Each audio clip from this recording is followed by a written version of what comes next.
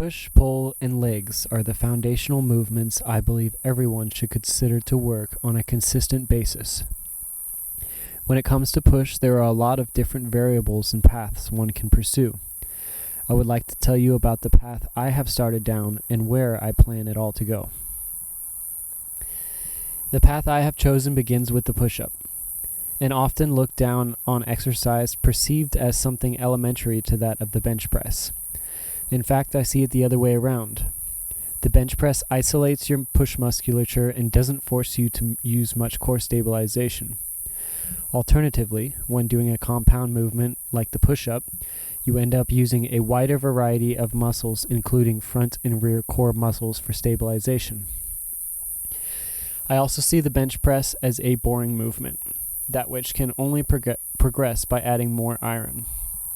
Alternatively, the push-up has many different exciting styles one can pursue, from heavy weight and brute force, to mastery of one's own body weight, to balance and endurance, and finally, ultimate performance. So let's talk about my program. I do push-ups on Mondays, Wednesdays, and Friday mornings. Monday is all about balance. I use push-up blocks, link in the description, often paired with a weighted vest, as a hindrance to my stability. For the first few repetitions each set, I intentionally angle the blocks to increase the stability challenge. Then I proceed to do as many repetitions, focusing on touching my chest or vest to the ground each time. Currently, I can do 10 sets till failure. I usually do about 5 repetitions with the vest and only 1 extra angled push-ups. Sometimes I do these without the vest, and I focus more on the extra angled push-ups. Usually when I do that, I can do about 3 sets of 8 reps, because this is very difficult to hold that angle the whole time. Wednesdays, I focus on brute force strength with the single arm push-up. This is not something I can quite do yet, but I can feel the horizon within my grasp. Currently, I can do 8 sets of 4 repetitions each side of assisted single-arm push-ups. I can lower myself down pretty slowly, but need assistance to come back up. Most people try the single-arm push-up with their legs splayed out to decrease the rotation of the body.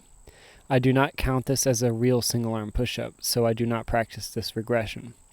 I try to keep my feet within range of what a normal push-up would require. Here you can see a video of Bruce Lee's famous single arm push-ups. Notice how close his feet are. I think one of the hardest things about this particular exercise for me is the anti-rotational properties.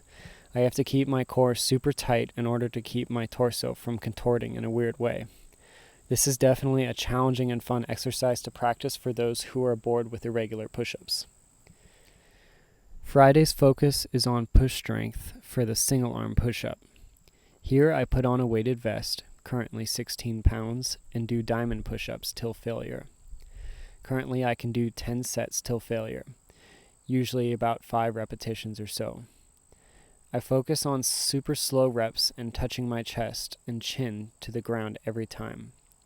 My hope with this practice is that as I increase the weights in the vest, that I will get closer to being able to push myself up in the single arm push-up.